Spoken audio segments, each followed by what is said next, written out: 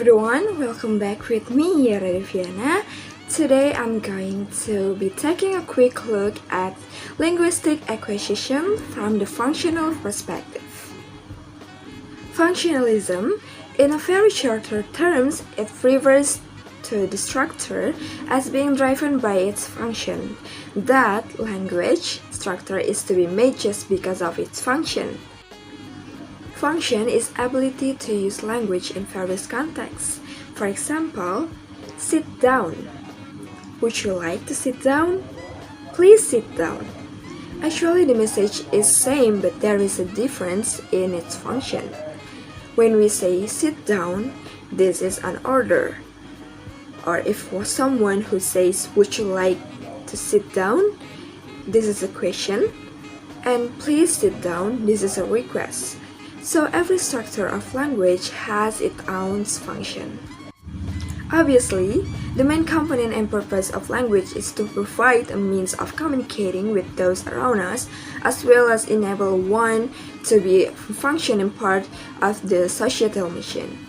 I want to shine a light on a certain school of thought concerning linguistics and the art of communication, particularly how it relates to a secondary language. Acquisition stemming from the functional point of view ties into each other because obviously learning a second language can help you function better in society. Functionalism, the first school of thought concerning linguistics, focuses on how language is actually used in everyday life. Those who abide by functionalism look at language as just another tool for humans to use straight-laced definition of this. The primary school of linguistic thought is the approach to studying grammar and motifs that consider the purpose that language is put through and the context that supports the occurrences of language.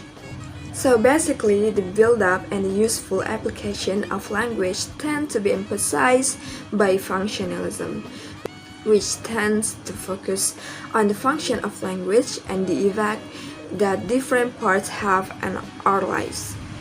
The theories of functionalism focus on the phonological, semantic, syntactic, and pragmatic function of language. It also shines a laser focus on the importance of social context, usage, and the communication function of the grammar, phonology, orthography, and more of language. Obviously, when learning a second language, even when a child is grasping their first language and their first concept of communication, motivation is a key factor. What should I learn? What function will this help me perform?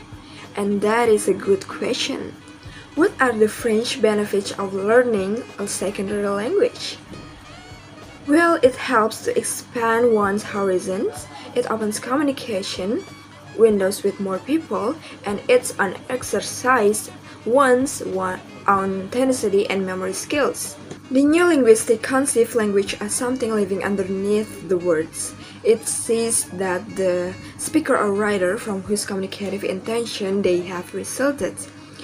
Here we have a quote from Philemetius, who was born in Czech Republic. He's a historically acknowledged linguist and literary historian. He specializes mostly in structural linguistics and phonological studies, which is why his quotes here can actually be heard rather than just fill up the space. The mention of the quotes from a moment ago is noteworthy because a language is in fact something that is very much alive. Not only can this be seen in the concept of dead language such as Latin, but also in how our syntax is ever changing, even within a single word.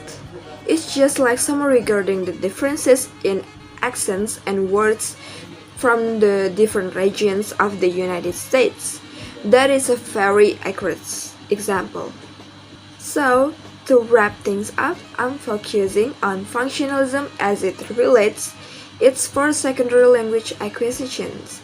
And I hope that you all enjoy my small presentation here. Thank you and have a wonderful day.